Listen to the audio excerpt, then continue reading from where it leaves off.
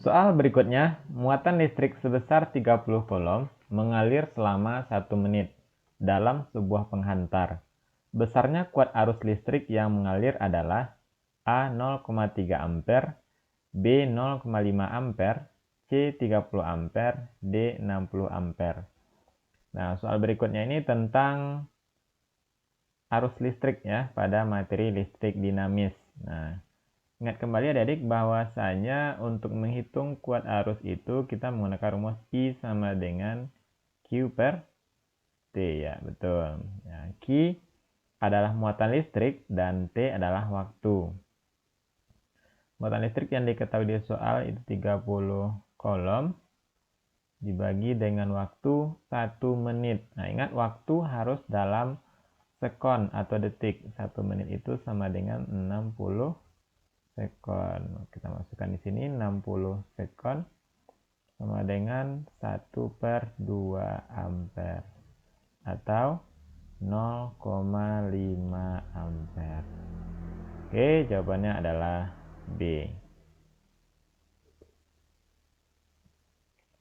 Perhatikan data berikut. 1 karet, 2 emas, 3 tembaga, 4 karbon. Bahan-bahan yang dapat menghantarkan listrik adalah, nah, ini berkaitan dengan jenis materi berdasarkan sifat hantaran listriknya. Jadi berdasarkan sifat hantaran listrik, materi itu dibagi menjadi 3. Yang pertama adalah konduktor. Ya, ini merupakan penghantar listrik yang baik.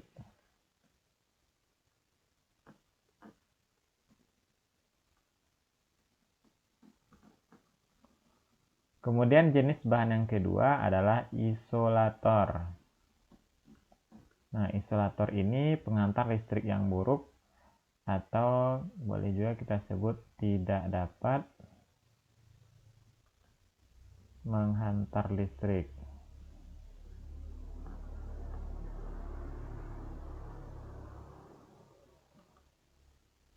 Kemudian yang ketiga, semikonduktor.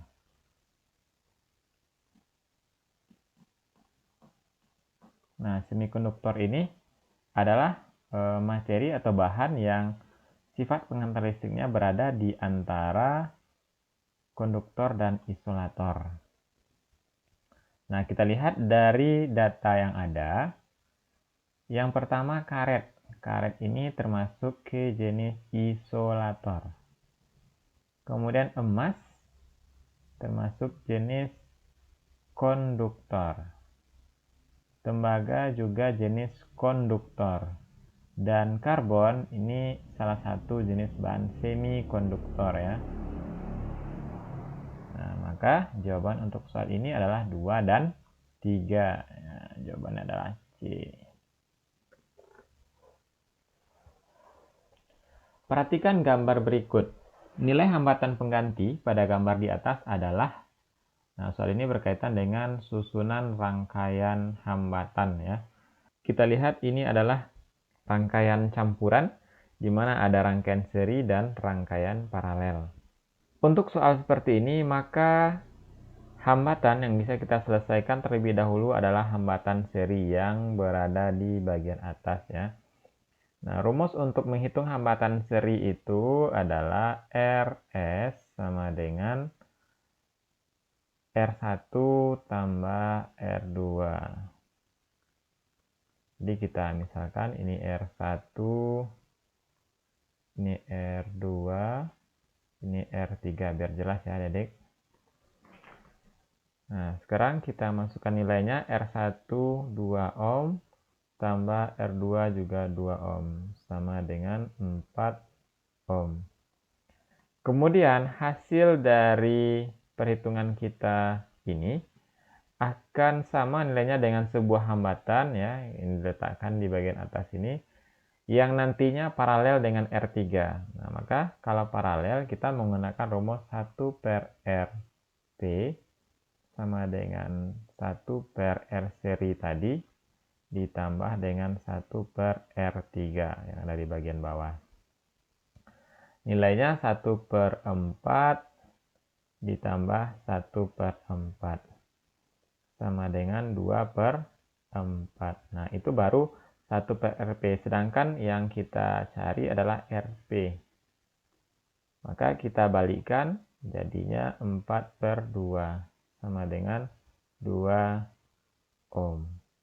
Nah, inilah jawaban akhirnya. Hambatan pengganti rangkaian ini adalah 2 ohm, ya. Jawabannya adalah A. Sebuah lampu dipasang pada tegangan 220 volt, mengalirkan arus listrik sebesar 2 ampere selama 5 menit. Besarnya energi yang diperlukan lampu adalah, nah, ini berkaitan dengan soal energi listrik. Nah, untuk menghitung energi listrik, ada beberapa rumus yang kita gunakan tergantung data yang diketahui. Yang pertama, kita menggunakan rumus V dikali I dikali T. Ya. Ini kita gunakan jika diketahui datanya adalah beda potensial atau tegangan dan kuat arus. Atau kita juga boleh menggunakan W sama dengan I kuadrat dikali R dikali T.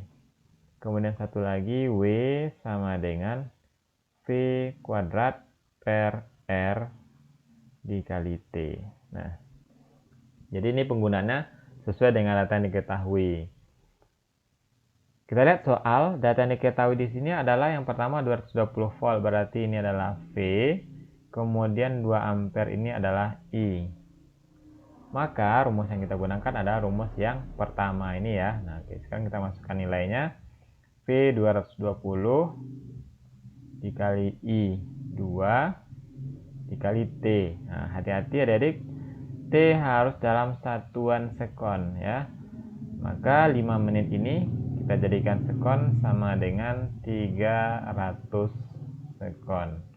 Oke, berarti di sini kita kali 300. Maka diperoleh hasilnya 132.000 Joule. Nah, jawabannya adalah B.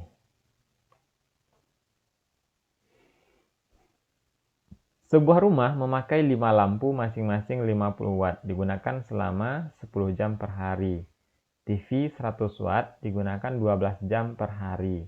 Dan setrika 300 watt selama 2 jam per hari. Jika harga energi listrik Rp200 per kWh, maka biaya listrik yang harus dibayar selama 1 bulan adalah. Nah, soal ini kita diminta untuk menghitung besar biaya listrik yang dikeluarkan per bulan. Ya. Nah, caranya adik bisa dicatat untuk memudahkan adik-adik. Jadi yang pertama kita lihat dulu jumlah peralatannya. Nanti dikali dengan daya, atau di sini kita tuliskan saja wattnya untuk memudahkan mengingat rumusnya. Kemudian dikali dengan berapa jam penggunaannya dalam 1 hari. Ya. Kemudian untuk 1 bulan nanti kita kali 30. Nah, sekarang kita hitung dulu untuk keadaan 1 hari. Oke, yang pertama untuk lampu. Lampu ya. Jumlah lampu yang ada 5. Kalau kita tulis 5 kali daya lampu itu 50 watt dikali penggunaan per hari 10 jam. Oke, nanti kita hitung. TV ya, TV-nya 1 kali daya TV-nya 100 kali lama penggunaan 12 jam. Oke, kemudian yang ketiga setrika. Jumlahnya 1, dayanya 300 watt, dikali penggunaan 2 jam per hari. Nah, sekarang baru kita hitung. 5 kali 50 kali 10 sama dengan 2.500. 1 kali 100 kali 12 sama dengan 1.200. 1 kali 300 kali 2 sama dengan 600.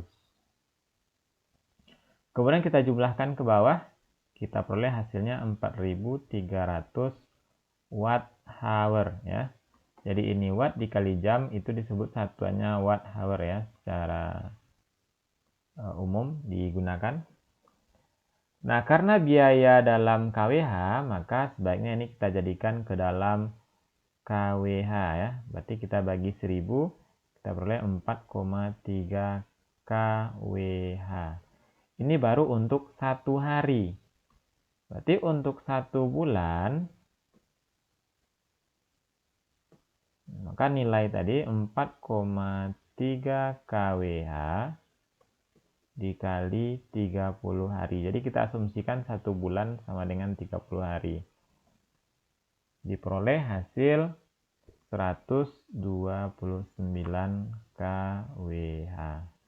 Nah, ini baru energi yang digunakan selama 1 bulan. Nah, maka untuk biaya ya 129 kWh ini dikalikan dengan biaya 200 per kWh. Ya, begitu ya adik.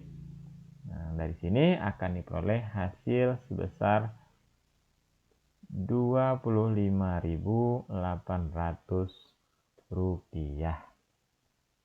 Nah, begitulah kira-kira cara mudah untuk menghitung biaya listrik per bulan. Oke, jawabannya adalah B.